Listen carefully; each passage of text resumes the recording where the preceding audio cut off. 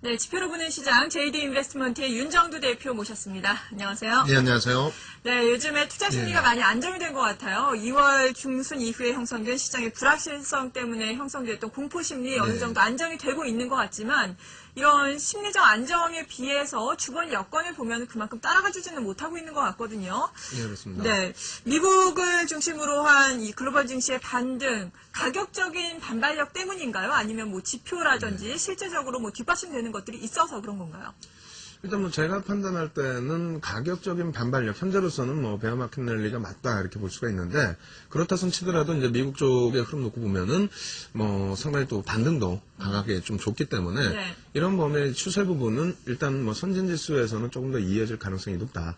다만 이제 그 이머징 마켓이나 브릭스 시장 같은 경우에는 다소 이제 좀 숨고르기에 들어가야 될 만큼 미리 이제 좀 반영이 나왔던 부분이 있고요. 네. 그리고 이제 그 주변 요소들로 말씀을 드린다면은 사실상 2월 중순 이후에 심각하게 더 확대된 그 내용은 사실은 그다지 크지는 않았었거든요. 근데 어떤 반등의 모멘텀이 없고 불확실성이 쌓이다 보니까 밀려 내려왔다라고 생각을 하는데 이번에 돌려질 때도 마찬가지입니다. 뭐 여러 가지 요인들이 있겠습니다만 그 내용들은 뭐 추세적인 반등 추세로 쭉 뻗어 올라가기에는 다소 미흡하다.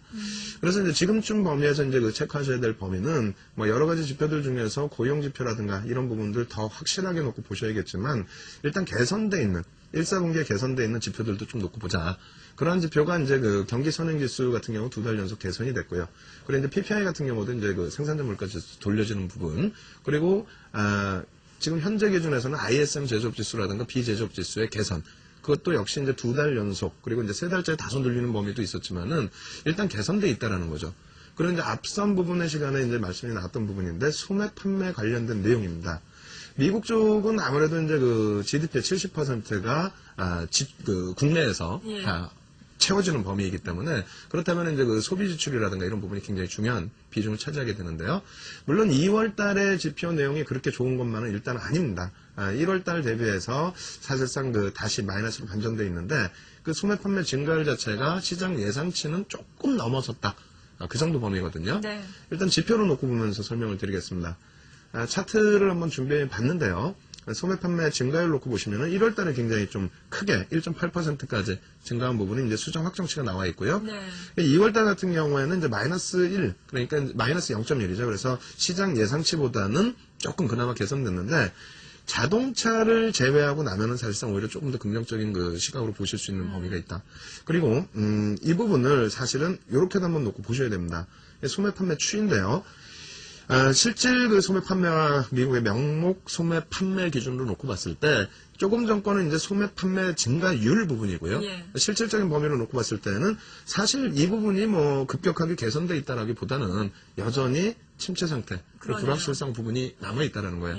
그래서 이제 그 두 가지로 정리를 해드린다면 제가 이제 그 시황 설명할 때 가장 못된 사람이 양쪽 방향 다 제시하는 거거든요.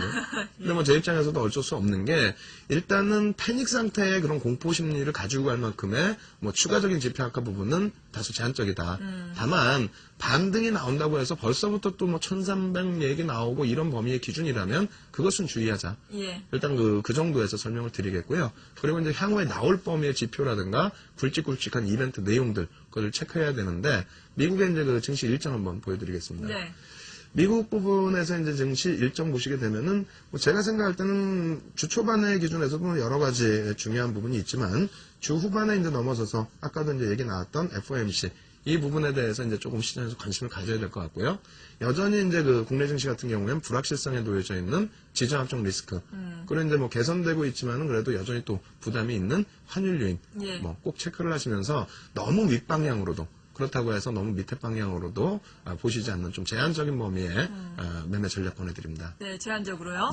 국내 증시에 대해서 지금 조금 이야기를 해주셨는데 지난주부터 꾸준히 나왔던 이야기가 국내 증시가 그동안 너무나도 글로벌 증시 대비해서 상대적인 강세를 보였기 때문에 앞으로 좀 키 맞추기를 하는 것이 아니냐, 조금 조정이 있지 않을까 하고 예상을 하는 시각들도 있거든요. 어떻게 전망을 하세요? 그래서 키 맞추기의 그 이격 줄이기 범위, 그 범위의 기준으로 놓고 본다면은 사실 그 2008년도 10월 중순 이후에 흐름이나 그리고 2009년도 2월달 그리고 또 1월달 같은 경우도 마찬가지였어요. 네. 1월 15일 같은 경우.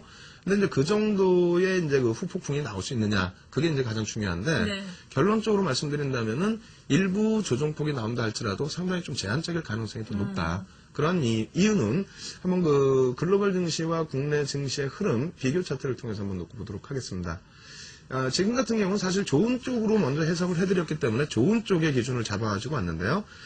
국내 증시와 글로벌 시장에서 가장 비슷한 건 사실 그 제가 판단할 땐 브라질 쪽이거든요. 브라질이요? 뭐 2003년 이후에 거의 똑같이 흘러가고 있습니다. 뭐 중국이나 이런 쪽이라기보다는 브라질 쪽으로 놓고 보고 있는데 네. 어찌됐건 브라질이라든가 대만이라든가 우리나라의 경우에는 상대적으로 이제 그 선진 시장 대비해서는 좀 강한 흐름이 2월 조정 이후에는 좀 표출돼 있거든요.